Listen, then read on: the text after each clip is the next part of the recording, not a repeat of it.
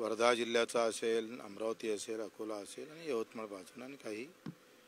तर या सगळ्या संदर्भात CMने सध्या ऐकून घेतलेलं आहे आणि आम्ही सांगितलं का ज्या पद्धतीनं त्यांची वागणूक आहे अमरावती जिल्ह्यात तर आम्ही कुठेही सहन करणारच नाही. पण कॅन्डिडेट जर तोच राहिला तर आम्हाला बंड करावंच लागेल.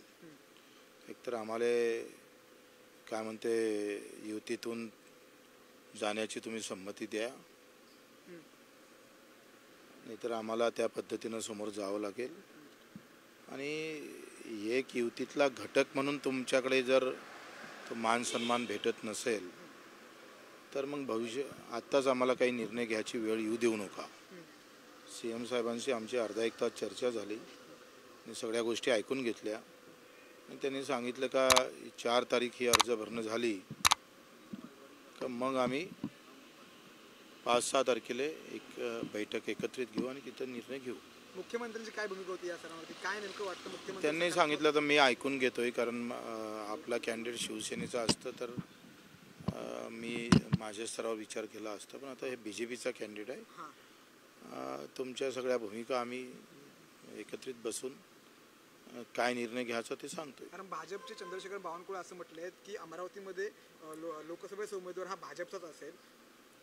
कसं आहे, उमेदवार कोणता भाजपचा आहे का शिवसेनेचा आहे हा विषय फार महत्त्वाचा नाही आहे. आत्ता जे नवनीत राणा उमेदवार आहे त्याच्याबद्दल प्रचंड नाराजी आहे. जी काय आतापर्यंत शिवगाड त्यांनी सातत्यानं चालू ठेवली. आम्हाला काम करता येणार नाही, काम केलं तर आमचा पक्ष फुटेल, प्रहारच राहणार नाही. आणि आमचा प्रहार पक्ष फुटून आम्ही मदत करावी एवढे काही आम्ही लाचार नाही आहे. बरं, एक महत्त्वाचा प्रश्न, आज बैठक झालेली आहे तरी देखील समजा अमरावतीमधून नवनीत राणा यांना उमेदवारी मिळाली तर बच्चू कडू महायुतीमधून बाहेर पडणार का? आमचा उमेदवार राहील. मैत्रीपूर्ण लढत अमरावती जिल्ह्यात तरी लढत. राजकारणातील प्रत्येक अचूक बातमीचे सर्वात आधी अपडेट्स मिळवण्यासाठी सरकारनामाच्या सर्व सोशल मीडिया प्लॅटफॉर्मला लाईक, फॉलो आणि सबस्क्राईब करा. तसंच सर्व नोटिफिकेशनसाठी बेल आयकॉन प्रेस करायला विसरू नका.